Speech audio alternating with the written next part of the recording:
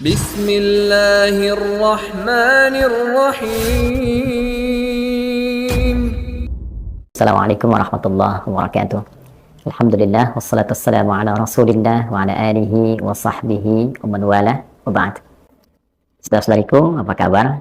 Semoga video ini menemui kita semua dalam keadaan sehat, keadaan yang baik, dan senantiasa mendapat bimbingan dari Allah Subhanahu wa taala sehingga seluruh aktivitas kita senantiasa terjaga dalam kebaikan yang diridhai dan melahirkan maslahat untuk kehidupan kita di dunia dan di akhirat, untuk pribadi kita, keluarga kita, kerabat kita, dan kehidupan berbangsa, bernegara, khususnya di bumi Indonesia yang kita cintai ini.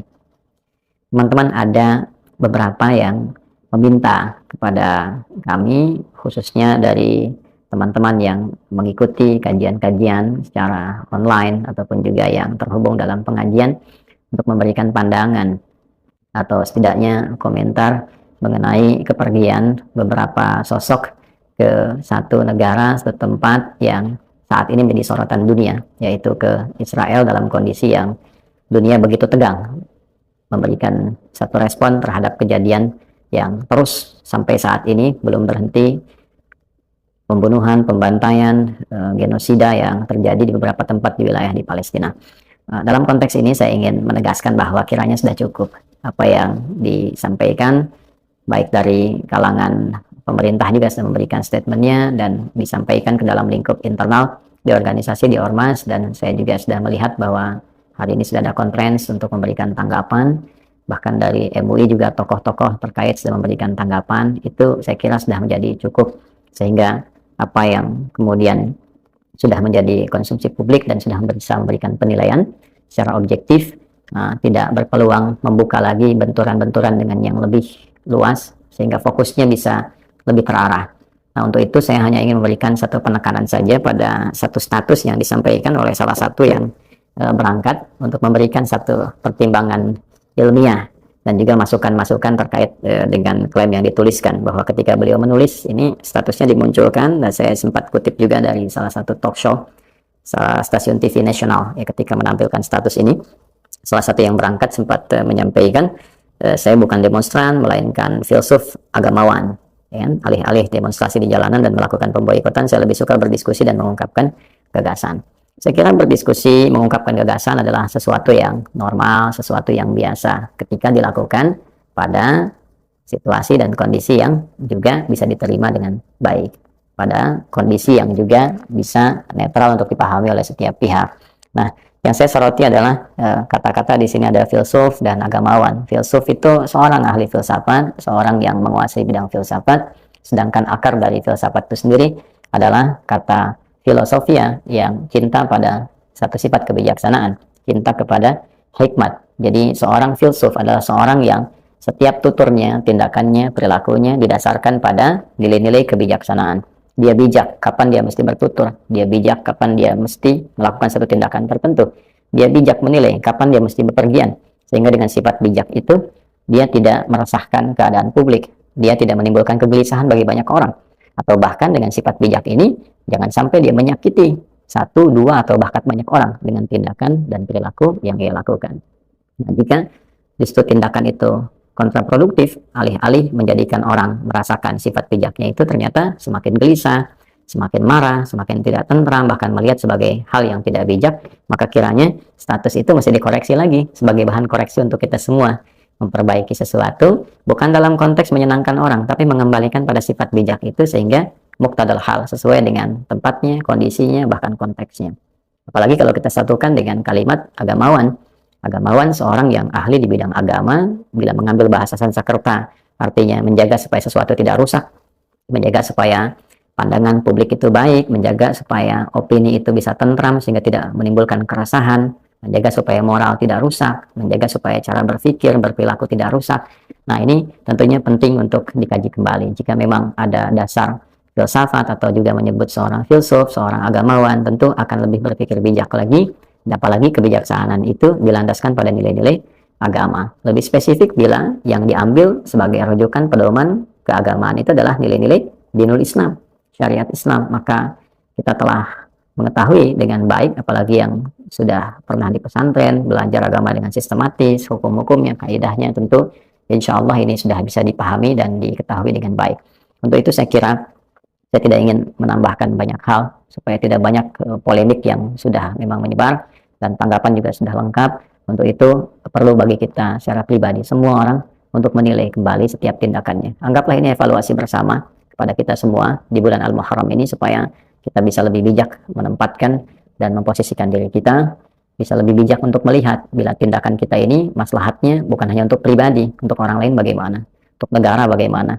Rasa-rasanya menjadi tidak bijak saat negara melalui Menlu bahkan berjuang keras untuk menyatakan sikap dari bangsa, dari negara dengan kedaulatannya, bahkan dengan lantang disuarakan di PBB untuk menolak genosida, menghentikan perang dan sebagainya. Di saat yang sama perlakuan itu masih berlangsung dan disebut itu bagian dari sifat seorang filsuf dan agamawan. Rasa-rasanya ini agak kontradiktif yang penting untuk dikoreksi dari sudut pandang itu.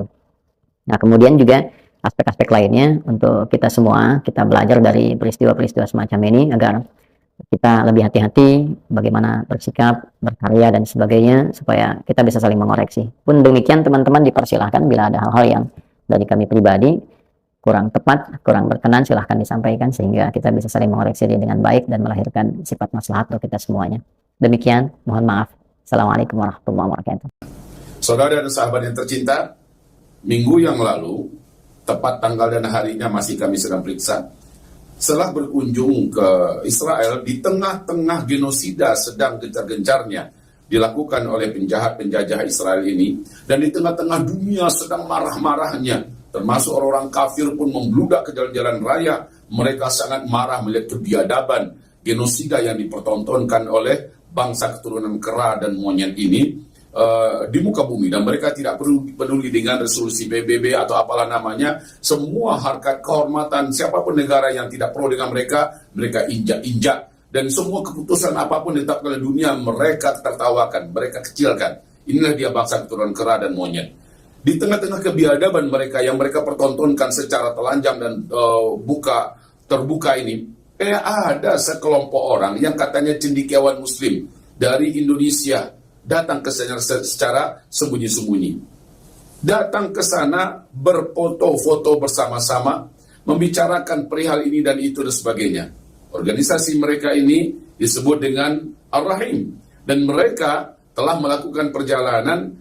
Ketika mereka melakukan launching, mereka langsung diresmikan oleh Duta Besar Israel dari Singapura. Dan perjalanan organisasi ini atau lembaga ini disupport selalu oleh Israel. Kita tahu, kalau Israel sudah memberikan support kepada sesuatu lembaga atau kepada satu kelompok komunitas manusia, sudah pasti mereka bisa menguntungkan Israel, dan mereka bisa menjadi jembatan atau perpanjangan lidah bagi kepentingan Israel.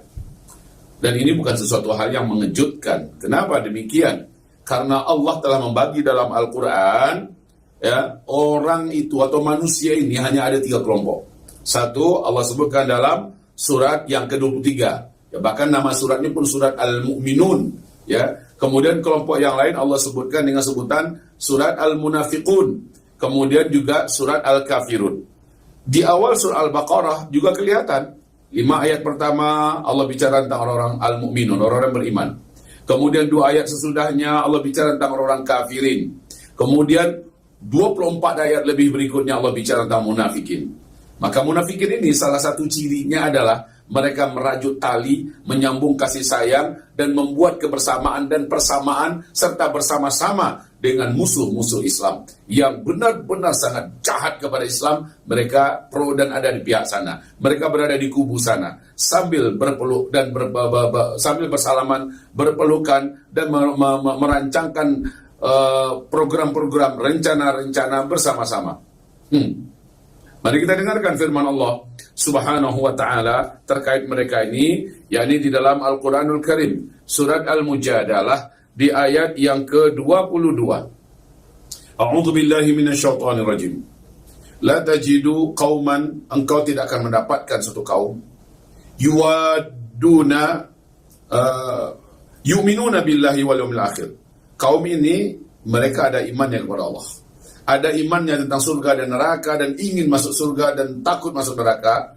Orang-orang yang macam itu engkau tak akan dapatkan mereka mau yuwadduna man haddallah, mau mereka menjalin hubungan berkasih sayang dengan orang-orang yang jahat kepada Allah, memerangi agama Allah, membenci Allah dan membenci Rasulullah, membenci Islam ini, wa rasulahu, dan juga mereka memerangi Rasulnya. Mereka membenci ajaran yang dibawa oleh Rasulullah sallallahu alaihi wasallam.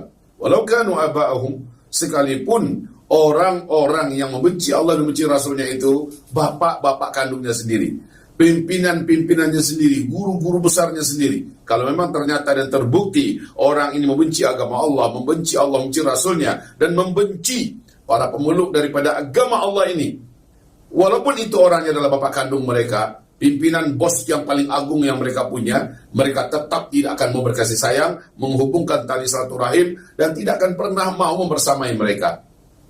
Aw abna'ahum, atau bisa jadi orang yang membenci Allah dan Rasulnya, agama Allah ini, dan kaum muslimin ini adalah kalangan anak-anaknya sendiri. Kalau memang ini ternyata anakku membenci Allah, membenci Rasulnya, membenci agama Islam ini, membenci umat Nabi Muhammad, walaupun ini anak kandungku, maka dia akan putuskan. Ya, walau kanu abahum, au abna'ahum, au ikhwanahum, atau mungkin saudara-saudara kandung mereka, baik laki-laki atau wanita, au ashiratahum, atau mungkin keluarga besar mereka, keluarga terdekat mereka, istri mereka, suami mereka. Kalau sudah seperti itu keadaannya, sementara dia ada iman kepada Allah, ada iman ingin jadi ahli surga, ada iman ingin selamat dari neraka, dia pasti akan bertindak dengan tindakan yang dibuat oleh Nabi Ibrahim alaihissalam. Apa kata Nabi Ibrahim? Inna bura'a'u minkum wa mimma ta'buduna min dunillah. Kami menyatakan berlepas diri dari kalian, hai musuh-musuh Allah. Ini pernyataan Ibrahim kepada siapa? Kepada kaumnya yang terang-terangan menolak ajaran yang dibawa oleh Nabi Ibrahim, itu ajaran tauhid, ajaran Islam. Kemudian bahkan di antara kaumnya ini ada ayahnya malah. Yang Nabi Ibrahim mengatakan inna bura'a'u minkum wa mimma ta'buduna min dunillah. Apapun yang kalian sembah dari persekutuan Allah, kami menyatakan tidak ikut dengan kalian. Kami nyatakan berlepas diri dari kalian. Kafarna bikum. Kami menyatakan mengkafirkan kalian. Kami nyatakan berlepas diri dari kalian dan mengkafir kalian. Wa bada bainana wa bainakumul ada wahwal baghdha abadan, ya. Dan kami akan menunjukkan kepada kalian, kami akan tampakkan kepada kalian kebencian dan permusuhan antar sesama kita selama-lamanya, hatta tu'minu billahi wahda, sampai kamu menjadi ahli tauhid, sampai kamu menjadi beriman. Jelas ya? Awal ayat daripada pernyataan Nabi Ibrahim tadi adalah laqad kana lakum fi Ibrahim qudwatun hasanah. Laqad kana lakum, sungguh telah adalah bagi kamu, fi Ibrahim, pada Nabi Ibrahim itu adalah teladan yang terbaik. Jadi pernyataan Nabi Ibrahim itu adalah teladan yang terbaik, di mana Ibrahim berani menyatakan berlepas diri, menyatakan kebencian, permusuhan, dan mengkafirkan pihak yang terang-terangan membenci Allah, membenci Rasulnya, membenci agama Allah dan umat Nabi Muhammad SAW.